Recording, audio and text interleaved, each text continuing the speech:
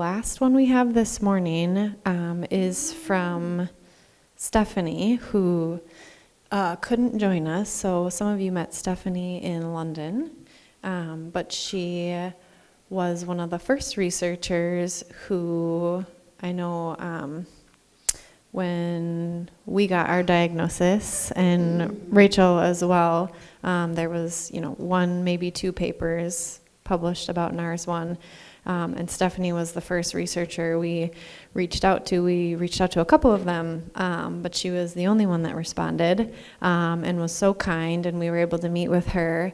And so I know she was the first one that actually started the Facebook group that we have now taken over, I guess you could say, or inherited. But her and Rachel really collaborated to start that too. So I think we have a lot of her to thank to bringing us together from the start. So this is her presentation. It is a video recording, so it does have her talking and sound. I don't know how long it is, but we are gonna play it, and we'll just pretend that she is here presenting it in spirit, and can maybe ask, I don't know, Ingrid, if there's questions at the end, we can try to. Is there anything like high level you want to just like summarize what her project is and what she's doing? So we also awarded Stephanie a grant last year as well. So this is the highlight of kind of her project, what she's working on for NARS1, but she will explain it, but I'm just wondering in simple terms, do you want to try and explain what her project was? Yeah, and actually, there actually looks like there's some repeat stuff in here that you guys have heard already. But essentially, she's doing some of the things that Marissa and Ilka have already talked about, but taking patient cells and making them into neurons. And so, right, we know NARS1 is largely, starts in the brain in terms of where a lot of the disease happens. He's leaving. He's had enough. And so what she's doing is looking to see how those neurons grow and how they develop, and see how they're different from controls, from healthy developing neurons and brain cells. And so she's working on two variants. One is this arginine 534 nonsense, and then the other is the homozygous, which Ingrid talked about. So two of those gene copies are affected, and that was one of the first. How NARS1 actually was initially discovered was based on this other variant that was occurring. So eventually, she wants to build organoids, which are tiny little brains, basically, and look at those. So that's the basis. You reminded me of the other thing I was going to say. In all the research projects, what you're hearing from what you'll see in Stephanie's, what you heard from Marissa's and Ilka's, is the samples that they're using. So they're using skin samples, blood samples from our community specifically. So that will be something we also talk about later, but has been so amazing for any of you, anyone watching, too, that has donated blood or skin samples. Those are so beneficial, so helpful for our researchers, and we continue to do a lot of those collections. So something we'll be working on too for the European families, figuring out how we can do that better, but truly is helping the researchers and being able to have those samples to work off of. So to anyone who has donated those, I know our family has been through that process a couple of times, and it's not always fun, but the benefits of it are really amazing. So. Okay, so I'm going to play this, and we'll see how it goes.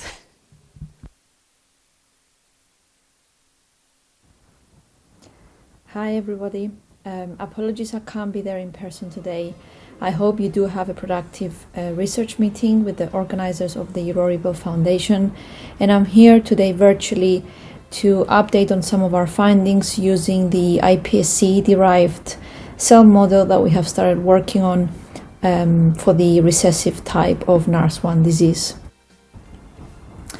Of interest to us and our lab has been to look into rare monogenic neurodevelopmental disorders, and this has been the case with this recurrent NARS1 arginine 545 cysteine variant that we have observed in multiple unrelated families from India and Pakistan. Given that we've had a lot of interaction with the communities in that region, mainly because our lab has a keen interest in consanguineous populations, we have had the opportunity to study genotype-phenotype correlations in one of the largest, most homogeneous cohort that presents with the recessive form of this neurodevelopmental disorder. Having access to material from affected individuals has facilitated us to start looking into the understanding of the pathomechanism that is specific to this amino acid substitution. In parallel, as part of some of the preliminary histology and immunohistochemistry data that we had from an animal knock-in model, we had some indications that brain and peripheral nerve show no significant structural differences between wild type and homozygous mutants. There was no clear cell type loss using neuron-specific and glial-specific markers, giving no evidence of any neuronal loss or major axonal pathology. For this part of the study, we started with fibroblasts that were taken from patients that carry the arginine 545 cysteine, NARS1 mutation, as well as fibroblasts from healthy controls. We had them reprogrammed into induced pluripotent stem cells, or iPSCs. We confirmed that reprogramming was successful. We carried out a series of quality control checks, for example, karyotyping, that shows that the lines maintain normal chromosomal integrity. We assessed expression of key pluripotency markers, such as NANOC, OCT4, and TRA160. All the lines stain positive, as you can see from the nice images. And then altogether, this shows us that we have genetically stable and pluripotent iPSC cells, which we could then use for differentiation into neurons and any further functional studies. After generating these stable iPSC lines, our next step was to direct them into the neural lineage. We followed an established protocol that we have had experience with from the Corti lab in Milan, which basically uses stepwise patterning to produce neural progenitor cells at first, or NPCs for short. These NPCs represent an expandable intermediate population that can be then further differentiated into more specialized neuronal subtypes. So using the same protocol, we can push the NPCs towards a spinal motor neuron fate by exposing them to key kind of patterning cues in more detail, for example, retinoic acid and smothered agonists, which are just some terms of chemicals that we've used. The outcome is a culture that is enriched with motor neurons, which are highly relevant for modeling the cellular consequence of NARS1 mutation, because a lot of the patients present with ataxia and neuropathy. This system gives us a controlled way that we can study disease mechanism directly using patient-derived material, and otherwise we wouldn't have been able to carry out any more applicable in vitro studies. So we've started with the first part of the protocol, which takes around a week to give us cells that resemble progenitor cells. So what we noticed quite early on was a defect in the patient-derived line. So specifically the NPCs that come from the missense NARS1 patient line show a reduction in the way they proliferate if you compare it with healthy controls. We confirmed that we had NPC cells. There's different markers that are specific for neural progenitor cells, for example, nesting socks and packs. We use microscopy to make sure we are looking into the right type of cells.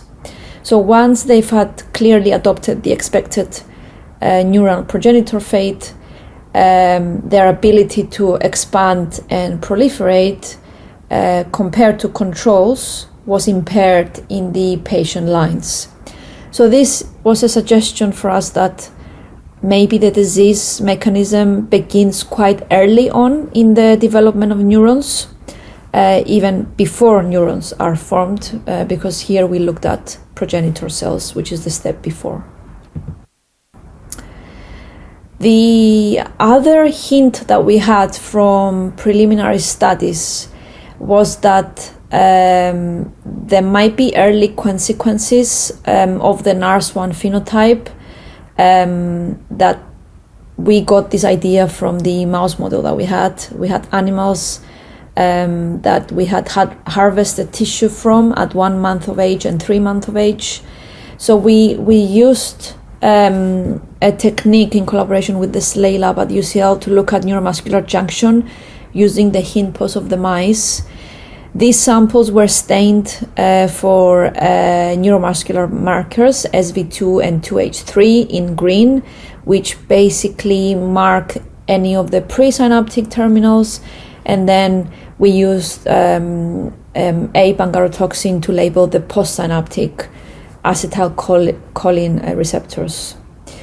At 1 month of age samples, we saw normal neuromuscular innervation, with both the presynaptic and the postsynaptic structures being quite perfectly aligned.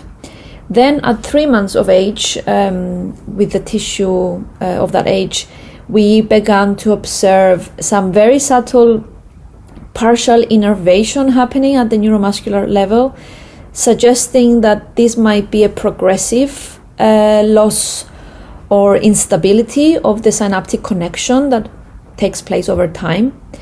So it kind of pinpointed towards an age-dependent phenotype where synapses might initially form normally, but then quite soon after they begin to fail to maintain stable innervation connections. This is just an image to show the differences in staining between wild type and homozygous tissue, where you see less expression of the markers that we've tested in the homozygous or the affected tissue. And then we wanted to probe deeper into the structural integrity of neuromuscular junctions, so we went beyond just counting innervation and applied NMJ morph, which is a methodology quite original and standardized now, but was designed to visualize and quantify any very subtle morphological changes that might happen at NMJ level that might not be obvious just by looking at the junctions by eye. So this approach is quite strong in the sense that it can reveal, as I said, subtle structural disruption that even electrophysiological tests might not be able to pick up. So we measured different parameters, things like acetylcholine receptor cluster area, end plate diameter, nerve terminal area, and the postsynaptic complexity. Across most of the metrics, we did not see major differences between patient and control tissue, but the one consistent finding that we saw was the reduction of acetylcholine receptor cluster area in the patient samples, again pointing towards a postsynaptic defect. And this suggested to us that while innervation may initially form normally, then the postsynaptic organization becomes compromised and could contribute to a progressive neuromuscular junction instability. The one consistent finding that we've seen related to the reduction in acetylcholine cluster area gave us an idea that we should be looking into the postsynaptic defect further. So just a bit of background about this. Clustering of the neurotransmitter receptors in the postsynaptic membrane is very important for synaptic transmission. So when we have synaptogenesis, the receptors of acetylcholine is an early sign of postsynaptic differentiation. So the differences that we've seen in the 3-month-old tissue, when you compare it to 1-month-old tissue, is a suggestion for us that this could be age-related. It could be a slowly progressive structural deterioration of the neuromuscular junction, where the electrical function of the junction might not be impaired, but there might be underlying physical damage that is slowly developing. This is just a quick summary of what I've mentioned just now.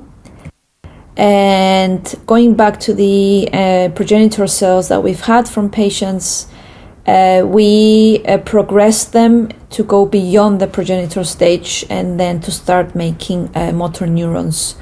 So the progenitor cells can start to produce neurons around day 14 of the protocol that we've been using, and then by day 28 to 35, so week 4 and 5, these neurons begin to mature and form functional networks.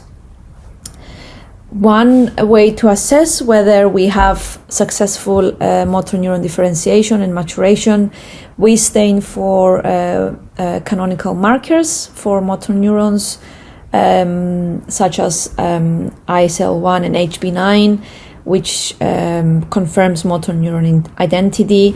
And then we can use chat marker to confirm the cholinergic phenotype. It's just a confirmation, really, just for us to be sure that we have successfully adopted a spinal motor neuron fate and are progressing through the expected maturation timeline of these cells.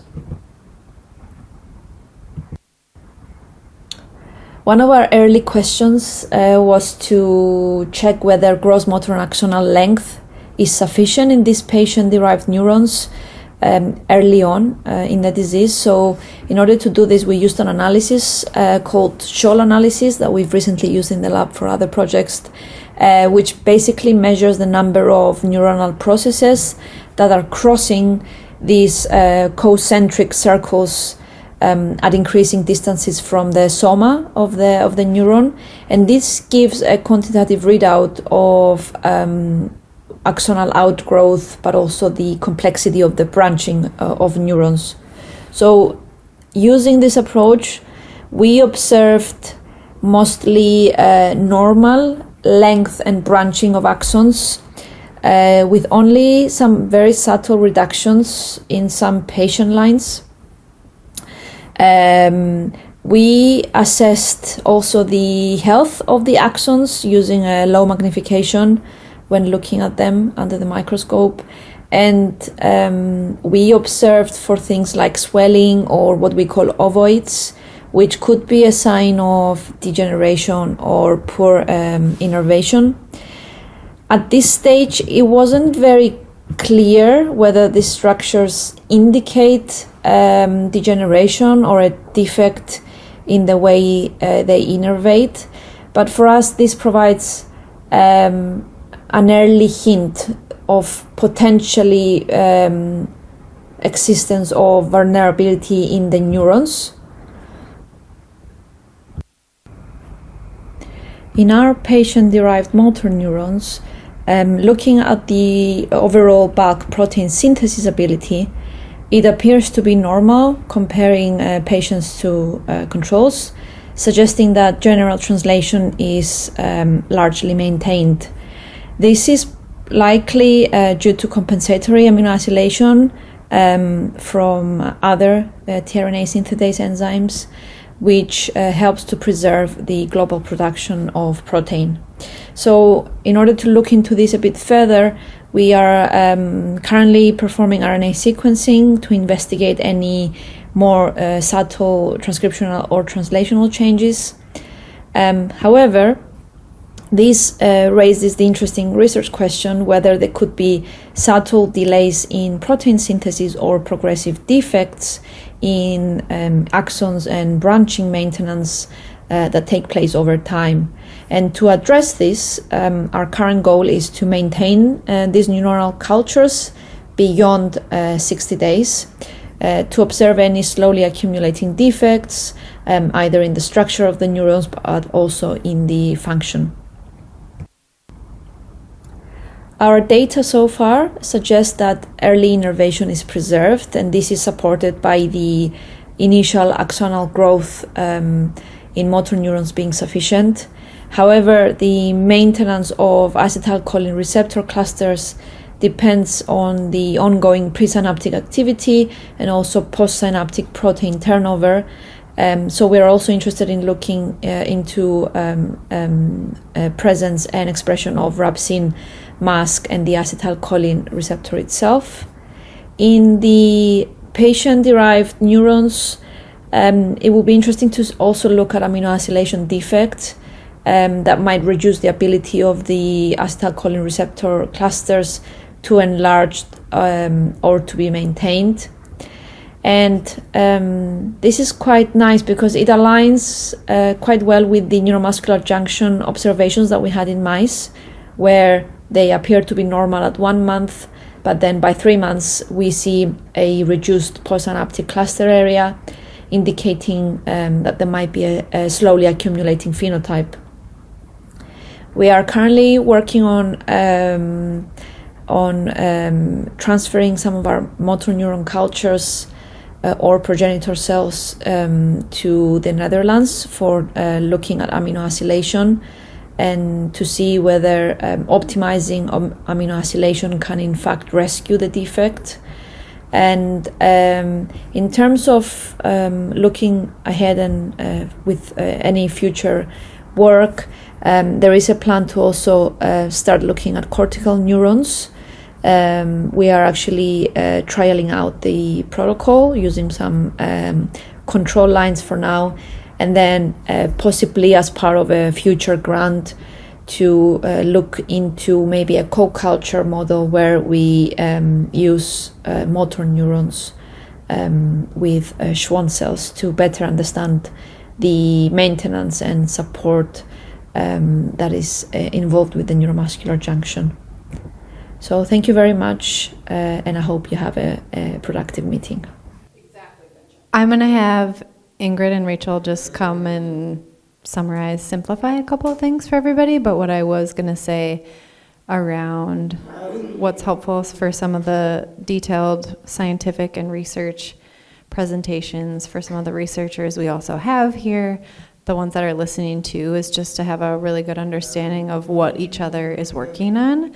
I think Ingrid gave the example of, there's a lot of people who had maybe been working on things that were duplicative in the past, and so they're spending a lot of money on projects, not necessarily for NARS1, but it could happen where there's overlap across different diseases, and so we want to make sure we're sharing with everyone and across the different research groups.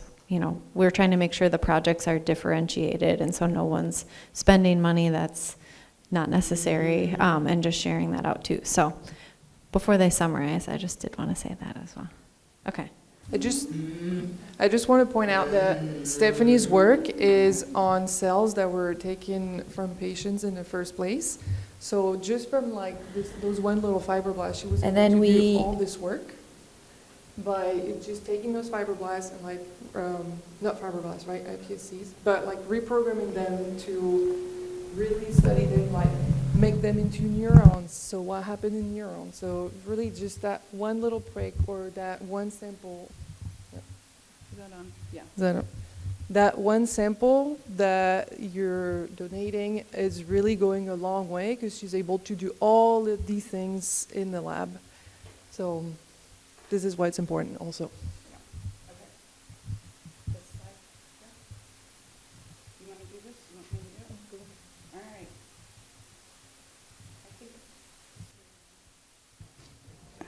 I think I told some of you yesterday I'm a self-taught neuroscientist. So if you look at the slide here, what you see in the top, wild type, which is control, right? That's healthy, normal. And then, oh, look at that. We even have a laser pointer. We're like really official people. And then on the bottom, NARS1 negative means there's essentially no NARS1, right? Or it's very, very lacking. So what you can see is the normal development of those neurons on the top, right? So really pretty, purple, green, right? You can see all the networks of the nerves forming in the end, and the synapse. And then at the bottom, you can tell that does not look the same, right? So you can see how dysfunctional it's growing. It's not connecting in the same ways. It's actually being missed in some ways. There's not as many synapses being developed. So you can tell that there's dysfunction there. Okay, let's see, what else do we have? This one, what did we talk about here? Oh yeah, so you can kind of, actually what Ilka talked about a little bit, just in terms of when we're looking at the graphs, right? You can really tell as things are developing. So ACHR is for acetylcholine. Acetylcholine is a neurotransmitter. It's super important in a lot of our function, just in normal everyday life. And you can tell just from looking at that by 3 months, just in the first one, that is decreased, right? So it's not firing at the same rate and pace as a normal healthy cell. All right, that's it. It's kind of the same. And I actually will be talking a little bit about even our drug repurposing later on. We have drugs that we've identified that actually affect acetylcholine and dopamine. So super, really important transmitters that we need in our body for normal everyday function. Anything else on here? Yeah, I just want to explain that this is how neurons and organs communicate. This is how neurons and organs communicate together. So these little things here is the transmitters, so what allows communication between the brain and the muscles and to make the whole body function. That's exactly what this slide says. Nope. No.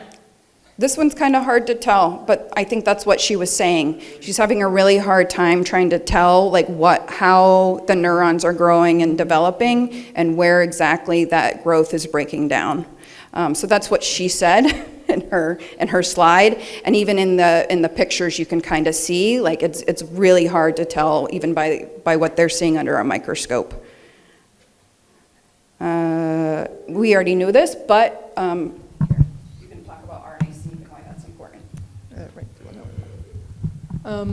Right, so one tricky thing is I always explain the different variants is even if there is a variant that is making the protein into a different protein or protein with a different function, for us what it can look like in the lab, it looks like here those bands are equal to each other from one person to another, so we can't really tell using that technique like what is different.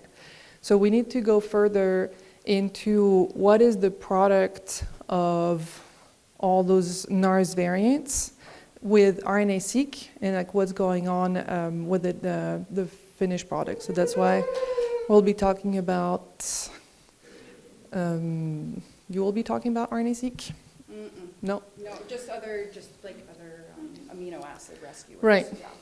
But we want to figure out what is going on if there is less asparagine in the final product, or if there's no asparagine, or if there's other amino acids that are taking over to compensate.